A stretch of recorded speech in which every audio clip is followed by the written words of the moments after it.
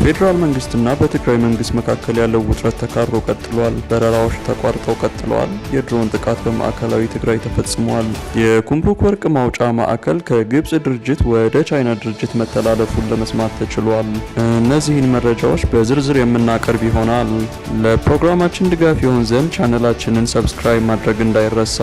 በማዕከላዊ ትግራይ ዞን ተፈጸመ በተባለ የድሮን ጥቃት የአንድ ሰው ህይወት ማለፉ ተገለጸ። በማዕከላዊ ትግራይ ዞን እንጢጮ አካባቢ ትላንት አርብ ምሽት በተፈጸመ የድሮን ጥቃት ቢያንስ የአንድ ሰው ህይወት ማለፉን የአካባቢው ፖሊስ ማስታወቁን የክልሉ መገናኛ ብዙሃን ዘግበዋል።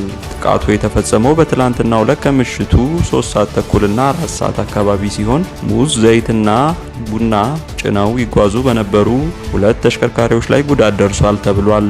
በዚህም ሳቢያ የአንዱ ተሽከርካሪ ሹፌር ሲገደል ረዳቱ ደግሞ ጉዳት እንደደረሰበት የክልሉ የዜና ምንጭ የሆነው ትግራይ ቴሌቪዥን ዘግቧል።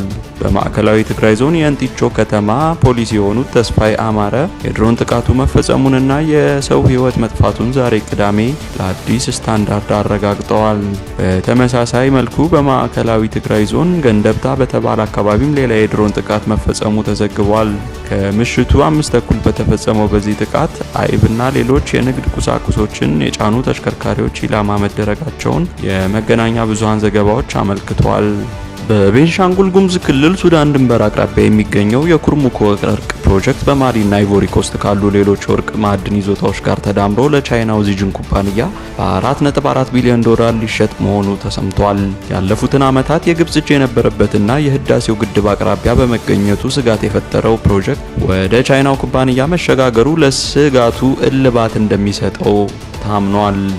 ከፍተኛ የወርቅ ክምችት እንዳለበት በሚታመነውና ከአሶሳ እስከ ሱዳን ድንበር ድረስ በተንሰራፋው የ100 ኪሎ ሜትሮች የኩርሙክ ወርቅ ፕሮጀክት እስካሁን ይዞ ያስተዳድር የነበረው አላይድ ጎልድ ኩባንያ ፕሮጀክቱን ለቻይናው ዚጅን ኩባንያ ለማስተላለፍ እየተዘጋጀ መሆኑን ዓለም አቀፍ የዜና ምንጮች ዘግበዋል።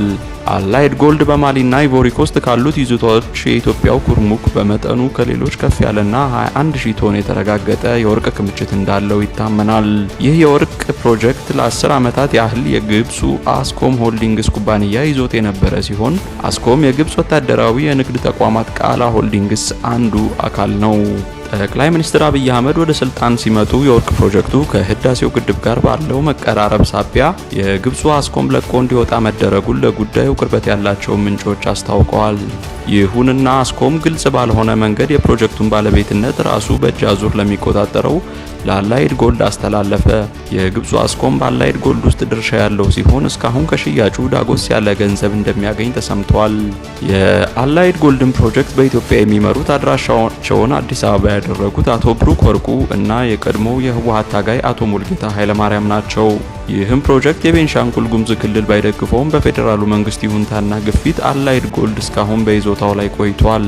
ከፕሮጀክቱ በይፋ ወርቅ ማውጣት ባይጀመርም የቤንሻንጉል ጉሙዝ ክልል ባለስልጣናት ግን ከአካባቢው በድብቅ ወርቅ እየወጣ ወደ ሌሎች ሀገራት እንደሚሻገር እንደሚያውቁ ይናገራሉ። ጠቅላይ ሚኒስትር አብይ አህመድ ከ5 ወራት በፊት ይህን ፕሮጀክት ሲጎበኙ ፕሮጀክቱ ያለውን ሀገራዊ ፋይዳ ጠቅሰው ትልቅ ሀገራዊ ፕሮጀክት ሲል ጠርተውታል። በዚህ ሳምንት መጀመሪያ አላይድ ጎልድ ይፋ እንዳደረገው አሁን ፕሮጀክቱን ከቻይና መንግስት ጋር ቁርኝት ላለው ዚጂን ኩባንያ በ4.4 ቢሊዮን ዶላር ለመሸጥ ተስማምቷል። ዚጂን ኩባንያ ከቻይናው ፕሬዝዳንት ዢ ጂንፒንግ ጋር ቀጥታ ግንኙነት ያላቸው ከሚባሉት የቻይና ኩባንያዎች ውስጥ አንዱ ነው። በአፍሪካ የካናዳ ኩባንያዎች በማዕድን ዘርፍ ላይ በስፋት ተሰማርተው የሚገኙ ቢሆንም በዓለም አቀፉ የፖለቲካ አሰላለፍ ለውጥና እየገጠማቸው በመጣው የፋይናንስ እጥረት ምክንያት ከቻይና ኩባንያዎች ጋር አንድም በሽርክና ወደ መስራት ሲሸጋገሩ፣ ሌላም ጊዜ ፕሮጀክቱን ለቻይና በመሸጥ ከገበያው ሲወጡ ይታያል።